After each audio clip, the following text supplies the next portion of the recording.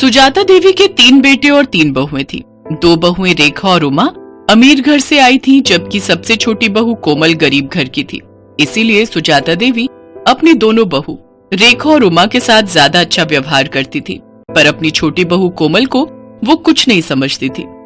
इसीलिए रेखा और उमा भी अपनी देवरानी कोमल की हर समय इंसल्ट ही करती रहती थी। माँ जी देखिए ना, कोमल तो बिल्कुल गरीबों वाली हरकतें करती है। दाल में घी ऐसे डाला है मानो उबली हुई दाल ही हो बिना तड़के की। और रोटी तो देखिए माँ जी, रोटी में घी भी नहीं लगाया, सूखी रोटी आगे रख दी। कोमल इधर आ, मैं तुझे अभी बताती हूँ। अरे तू गरीब घर से आई है तो तू हमें भी गरीब समझने लगी है क्या? जब घर में किसी चीज की कोई कमी नहीं है तो तू इतनी कंजूसी क्यों करती है? हाँ, आज तूने खाने में देसी घी क्यों नहीं डाला? माँ जी देसी घी खत्म हो गया है, जो था वो मैंने यूज कर लिया। माँ जी अभी 2 दिन पहले ही तो देसी घी आया था, इतनी जल्दी इसने खत्म भी कर दिया। कहीं ये देसी घी खुद तो नहीं खा जाती, क्योंकि इसने मायके में तो कभी देसी घी खाया ही नहीं होगा। नहीं माँ जी, घी तो रखा था, पर कल रेखा भाभी और उमा भाभी ने मुझे पिन्नियां बनाने के लिए बोला था, तो सारा घी पिन्नियां बनाने में ही लग गया। अरे अब तू मेरी बहुओं के खाने पर भी नजर लगाएगी? तेरी इतनी हिम्मत? अरे तू गरीब घर की है, इसीलिए तू ऐसी हरकतें करती है। चल जा यहाँ से। रेखा बहू, लाला को फोन कर दे, नौकर के हाथ 5 किलो देसी घी भिजवा देंगे। कोमल रोती हुई रसोई में चली जाती है। उससे अक्सर ही ऐसे अपमान सहने पड़ते थे। नया साल आने वाला था। घर में नए साल की पार्टी की तैयारी चल रही थी। रेखा और उमा दोनों ने ही अपने मायके वालों को नए साल की पार्टी के लिए इनवाइट किया हुआ था। बस कोमल के ही मायके वाले रह गए थे। माँ जी हमने अपने अपने घर में तो सबको बोल दिया है नए साल पर आने के लिए, पर कोमल के घर वालों को बोलना भी रह गया है। कैसे करना है फिर? अरे छोड़ो ना, उन भिखारियों को बुलाने की क्या जरूरत है। पार्टी में तुम दोनों के घर से सब लोग आ जाएंगे। अब तुम्हारे मायके वालों में और कोमल के मायके वालों में बहुत फर्क है। नहीं माँ जी, ऐसा मत कीजिए। मैं तो कहती हूँ इसके मायके वालों को बुला ही लेते हैं। सबके सामने उनका ऐसा अपमान करेंगे कि ये हमेशा याद रखेंगी। कान इधर लाइए, मैं आप सबको समझाती हूँ। रेखा और उमा अपनी सास के साथ मिलकर कोमल के मायके वालों को अपमानित करने की योजना बनाती हैं। बहू, घर में नए साल की पार्टी है। रेखा और उमा के मायके वाले भी आ रहे हैं, तो मैं चाहती हूँ कि तुम भी अपने मायके वालों को न्योता दे दो। इस बार नया साल हम सब मिलकर मनाएंगे। जी माँ जी, मैं फोन कर देती हूँ। अब आएगा मजा, आने दो इसके मायके वालों को। कोमल को जरा सी भी भनक नहीं थी कि उसकी पीठ पीछे उसकी सास और जेठानियां उसके खिलाफ क्या षड्यंत्र रच रही है। 31 दिसंबर का दिन आ जाता है।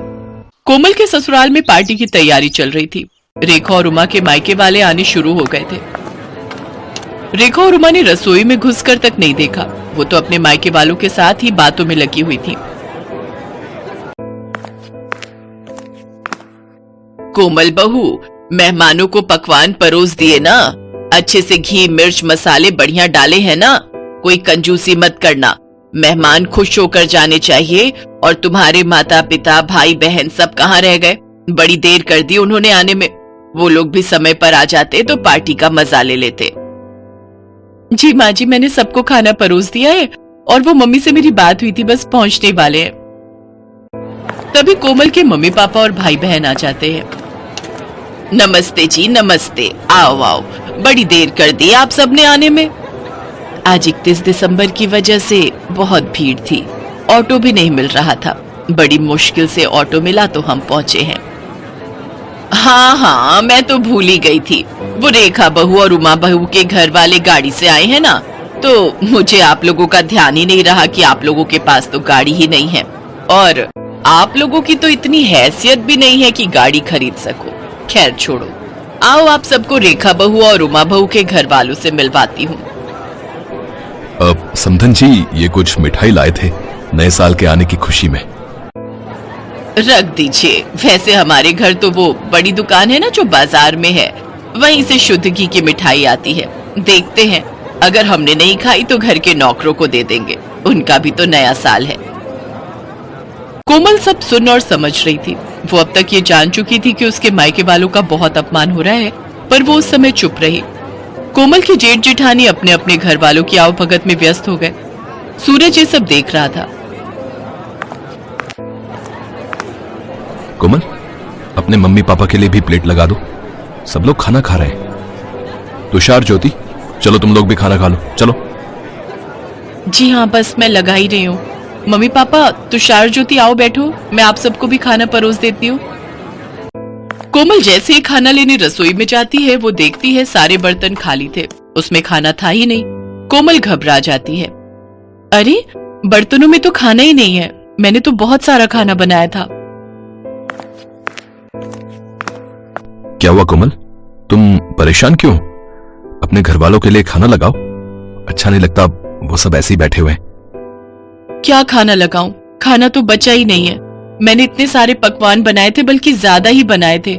रसोई में तो कुछ भी नहीं है। अच्छा नहीं लगता सबसे इस बारे में पूछना। रुको, मैं कुछ करती हूँ। पर ऐसा कैसे हो सकता है? अगर तुमने ज्यादा खाना बनाया था तो आखिर खाना खत्म कैसे हो गया? मैं अभी माँ और भाभीियों से ये बात पूछता हूँ। नहीं नहीं, अच्छा नहीं लगता, सब मेहमानों के बीच में बैठे हैं। कोई नहीं, मैं सबके लिए कुछ और बना देती हूँ, थोड़ी देर लगेगी। रुको, मैं बाजार से कुछ ऑर्डर करता हूँ। तुम कहाँ इतनी जल्दी जल्दी सब कुछ बना पाओगी? नहीं नहीं, बाजार का मंगवाओगे तो सबको पता चल जाएगा। आप टेंशन मत लो, मैं कुछ बना लेती हूँ। कोमल के मायके वाले बहुत देर तक बैठे रहे। कोमल सूरज को कुछ मंगवाने के लिए भी मना कर रही थी, क्योंकि उसके मम्मी पापा वगैरह को तो ये बात पता थी कि कोमल ने सारा खाना घर पर ही बनाया है। कोमल अपने मम्मी पापा का सम्मान रखने के लिए जल्दी जल्दी पूड़ियां और साथ में आलू की सब्जी बनाने लगी। तभी उसकी सास और दोनों जेठानी रसोई में आ गई। अरे कोमल, तुम ये पूड़ियां क्यों तल रही हो? इतना सारा खाना तो बचा हुआ है। अरे भाभी, आप समझते क्यों नहीं हो? कोमल अपने मम्मी पापा, अपने भाई बहनों को गरम गरम खाना खिलाना चाहती है। इसने हमारे घर वालों को तो ठंडा खाना खिला दिया, अब अपने घर वालों को बढ़िया पकवान खिलाना चाहती है। इसके घर वालों ने कभी ऐसा बढ़िया खाना खाया नहीं होगा ना, तभी ये ऐसा कर रही है। जब इतना खाना पड़ा था तो ये सब बनाने की क्या जरूरत थी बहू? ये देखो कितना सारा खाना बचा हुआ है। ये थोड़ी है कि हम अच्छे खासे पैसे वाले हैं तो खाने की बर्बादी करें। माँ जी, थोड़ी देर पहले तक ये खाना नहीं था। रसोई में सारे बर्तन खाली थे। मुझे नहीं पता था कि भाभीियों ने सारा खाना कमरे में रखा हुआ है। मुझे सब समझ आ गया है माँ जी। मैं चाहे जितना मर्जी आप लोगों के लिए कर लूं, पर आप लोग जानबूझकर मुझे अपमानित करना हमेशा से ही चाहते हो। कमरे में मेरे मम्मी पापा और मेरे भाई बहन बैठे हुए हैं। अब मेरा मन नहीं है कि मैं इस घर में रुकूं। मैं उन लोगों के साथ अपने घर जा रही हूँ, अपनी माँ के घर। मुझे तो ऐसा लगता है कि यहाँ पर कोई मेरा अपना है ही नहीं। सूरज जी, मैं यहाँ नहीं रुक सकती। जहाँ इज्जत नहीं हो वहां से चले जाना ही अच्छा है। रुको कोमल, तुम अकेली नहीं जाओगी, मैं भी तुम्हारे साथ चलूंगा। अब हम यहाँ रहेंगे ही नहीं। जहाँ मेरी पत्नी की इज्जत नहीं, वहां मैं भी नहीं रह सकता। मैं भी कब से अपने आप को रोक कर बैठा था। अरे सूरज, ऐसा नहीं कहते। कोई बात नहीं, छोटी छोटी बातें होती रहती हैं। कोमल, गुस्सा थूक दो। और माँ, आप सब भी नए साल के दिन इस तरह की हरकतें करके घर में क्यों सबका मूड खराब कर रहे हो? कोमल, शांत हो जाओ, अभी मेहमान चले जाएंगे, उसके बाद हम कल बात करेंगे। कोमल की सास और जेठानियां यही सोच रही थी कि शायद उन्होंने कुछ ज्यादा ही गलत कर दिया, पर अब बहुत देर हो चुकी थी। सूरज और कोमल ने अलग रहने का फैसला कर लिया और कुछ ही दिनों बाद वे दोनों अलग रहने चले गए। कोमल की सास और जेठानियों को बाद में खुद पर पछतावा होने लगा, क्योंकि कोमल के रहते उन्हें कोई काम ही नहीं करना पड़ता था। पर कोमल के जाने के बाद उनके सिर पर घर की सारी जिम्मेदारी आ गई और उन्होंने कोमल जैसी अच्छे स्वभाव वाली बहू का साथ खो दिया। कोमल अपने पति सूरज के साथ अपने छोटे से घर में सुकून से नए साल में नई जिंदगी की शुरुआत करती है।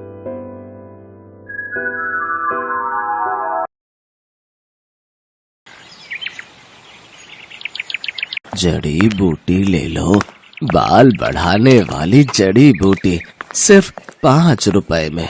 बाल बढ़ाने वाली जड़ी बूटी सिर्फ 5 रुपए में? जरा देखो तो। सुधा को अपने बाल बढ़ाने थे, उसके लिए अब वो कुछ भी कर सकती थी। उसने बूढ़े आदमी से जड़ी बूटी खरीद ली।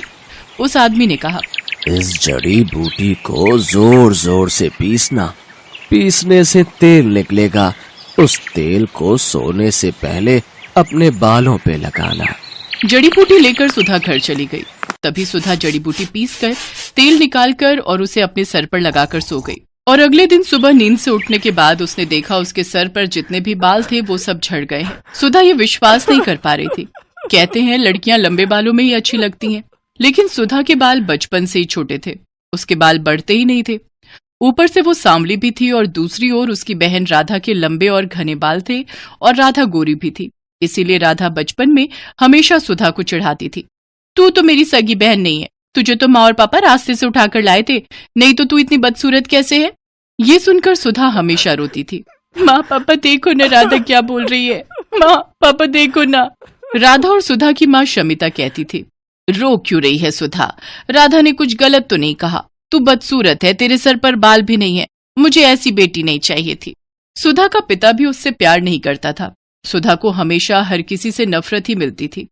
ऐसे ही बड़ी हुई सुधा। हर रोज वो रात को रोती थी और भगवान से प्रार्थना करती थी, हे भगवान कुछ चमत्कार करवा दीजिए, मेरे पैर तक लंबे बाल उगा दीजिए, प्लीज भगवान प्लीज। और इसी तरह सुधा और राधा दोनों जवान हो गई। आज सुधा को लड़के वाले देखने के लिए आने वाले हैं। सुधा आईने के सामने बैठकर तैयार हो रही है। उसके सर पर अभी भी ज्यादा बाल नहीं है। वो आईने में अपने आप को देख ही रही थी कि तभी उसकी माँ आ गई और ताने मारना शुरू कर दिया, यहाँ ऐसे बैठे रहने से कुछ नहीं होगा, जल्दी जल्दी करो, नहीं तो ये लड़का भी हाथ से चला जाएगा। वहां राधा आ गई और बोली, माँ मुझे तो समझ में नहीं आ रहा है कि आप मुझसे पहले इस भूतनी की शादी क्यों करवाना चाहती हो। राधा बेटी, इस भूतनी को तो पहले विदा करना पड़ेगा, नहीं तो बाद में कौन इससे शादी करेगा। एक बार बस ये सर से उतर जाए, उसके बाद मैं तेरे लिए बहुत अमीर और अच्छा लड़का ढूंढ कर लाऊंगी। माँ आप सभी मुझसे इतनी नफरत क्यों करते हो, आखिर मैंने किसी का क्या बिगाड़ा है। तेरे सर पर बाल नहीं है सुधा, तू बदसूरत है बदसूरत, तू मेरी बहन कहलाने के लायक नहीं है। थू। सुधा रोने लगी। वो पूरी जिंदगी रोती ही आई है। अविनाश नाम का लड़का सुधा को देखने के लिए आया। शमिता के कहने पर राधा अपने कमरे में ही बैठी हुई थी, क्योंकि शमिता ने उससे कहा था, बेटी तू कमरे के अंदर ही रहना, नहीं तो लड़के वाले सुधा से रिश्ता नहीं जोड़ेंगे। खैर अविनाश के साथ सुधा का रिश्ता तय हो गया, लेकिन उसके लिए बहुत ज्यादा दहेज देना पड़ा। उस बात को लेकर भी शमिता सुधा को ताने मारने लगी। सुधा मन ही मन सोचने लगी, अपने घर में तो मुझे शांति नहीं मिली, शायद ससुराल में जाकर मैं खुश रहूंगी। सुधा की शादी हो गई और शादी वाले दिन ही अविनाश ने राधा को पहली बार देखा और देखते ही उसके प्यार में पड़ गया। यार मैंने इसे पहले क्यों नहीं देखा, कितनी गोरी है ये, कितने लंबे बाल हैं इसके, इससे पहले मिल लेता तो मुझे इस भूतनी से शादी नहीं करनी पड़ती। लेकिन अब कुछ नहीं हो सकता था। सुधा अविनाश के साथ ससुराल चली गई और ससुराल पहुंचते ही सुधा की सास विमला ने सुधा को 1000 काम थमा दिए। रसोई जाओ और सारे बर्तन मांजो, उसके बाद खाना बनाओ और उसके बाद पूरा घर साफ करो। मत भूलना कि तुम्हें इस घर की बहू सिर्फ और सिर्फ काम करवाने के लिए ही बनाया गया है। ठीक है माँ जी, नहीं भूलूंगी। सुधा बिना थके काम करने लगी। उसकी सास और उसका पति उसके छोटे छोटे बालों को लेकर मजाक उड़ाने लगे। तुम्हारे बाल तो मुझसे भी छोटे हैं सुधा। ये तो पूरी नौकरानी लग रही है। हाँ हाँ, मुफ्त की नौकरी। अविनाश मजाक उड़ाता ही गया और एक दिन उसके साथ राधा की मुलाकात हो गई। राधा को अपने लंबे बालों को लेकर बहुत अहंकार था। वो सुंदर भी थी। अविनाश को उससे प्यार हो गया और राधा भी अविनाश को पसंद करने लगी। और एक दिन अविनाश और राधा ने शादी कर ली। राधा अविनाश के घर चली आई। ये देखकर सुधा को जैसे सदमा लग गया। राधा, राधा तू मेरे साथ ऐसा कैसे कर सकती है? तूने मेरे पति से शादी कर ली। चुप रह, समझी ना? अविनाश तो तुझसे प्यार भी नहीं करता है, वो सिर्फ मुझसे प्यार करता है। हाँ हाँ, ऐसे बिना बाल की औरत से कौन प्यार करेगा? मुझे तो लंबे बालों वाली लड़कियां पसंद है। सुधा बस अकेली चुपके से रोती रही। अगले दिन वो बाजार गई और देखा एक बूढ़ा आदमी जड़ी बूटी बेच रहे हैं। जड़ी बूटी ले लो, बाल बढ़ाने वाली जड़ी बूटी सिर्फ 5 रुपए में। बाल बढ़ाने वाली जड़ी बूटी सिर्फ 5 रुपए में? जरा देखो तो। सुधा को अपने बाल बढ़ाने थे, उसके लिए अब वो कुछ भी कर सकती थी। उसने बूढ़े आदमी से जड़ी बूटी खरीद ली। उस आदमी ने कहा, इस जड़ी बूटी को जोर जोर से पीसना, पीसने से तेल निकलेगा, उस तेल को सोने से पहले अपने बालों पे लगाना। जड़ी बूटी लेकर सुधा घर चली गई। रात को सभी सो गए और तभी सुधा ने जड़ी बूटी पीसकर तेल निकाला और उसे अपने सिर पर लगाकर सो गई। और अगले दिन सुबह नींद से उठने के बाद उसने देखा उसके सर पर जितने भी बाल थे वो सब झड़ गए हैं। सुधा को जोर से रोना आ गया। ये क्या हो गया? मेरे सारे बाल झड़ गए, अब मैं क्या करूं? सुधा जोर जोर से रोने लगी और उसे इस हालत में अविनाश, विमला और राधा ने देख लिया। ये क्या, तू पूरी तरह से गंजी हो गई? छी, मैं देख नहीं पा रहा हूँ तुम्हारी तरफ, मुझे उल्टी आ रही है। सुधा, तुम निकलो यहाँ से। यहाँ तुम्हारी कोई जरूरत नहीं है। तुम इस घर में रहोगी तो इस घर का नाम बदनाम होगा। सभी ने मिलकर सुधा को घर से निकाल दिया। सुधा रोती हुई एक जंगल में चली गई। जंगल में वो एक पेड़ के नीचे बैठकर रोने लगी।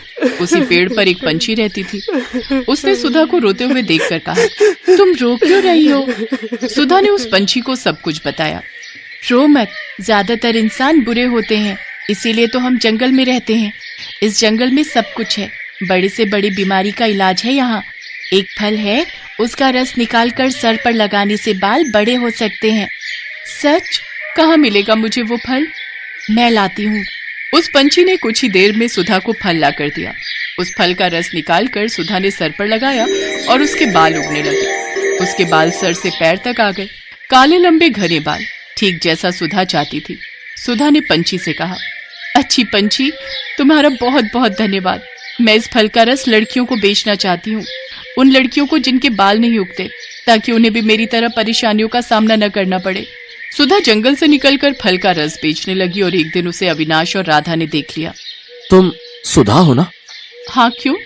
अरे वाह, तुम्हारे इतने लंबे बाल कैसे हो गए? इस फल का रस निकालकर सर पर लगाने से। तुम बहुत खूबसूरत लग रही हो। क्या तुम मेरे साथ घर आना चाहोगी? ये सब देख और सुनकर राधा को जलन हो रही थी। उसने फल का रस लिया और पूरी बोतल अपने सर पर डाल ली, लेकिन उससे असर उल्टा हो गया। उसके सारे बाल झड़ गए और वो गंजी हो गई। ये क्या हुआ मेरे साथ? मैं गंजी हो गई। बहुत अच्छा हुआ, यही लालच का नतीजा है। बचपन से आज तक तूने मुझे चैन से जीने नहीं दिया, अब देख कैसा लगता है। और हाँ विनाश, मैं फालतू लोगों के साथ नहीं रहना चाहती, तुम रहो अपनी पत्नी के साथ। राधा का अहंकार मिट्टी में मिल गया। अविनाश को भी गंजी राधा के साथ ही रहना पड़ा और फल का रस बेचकर सुधा बहुत अमीर बन गई। चारों तरफ उसके बाल के चर्चे होने लगे और वो खुशी खुशी जिंदगी बिताने लगी। Best buddies.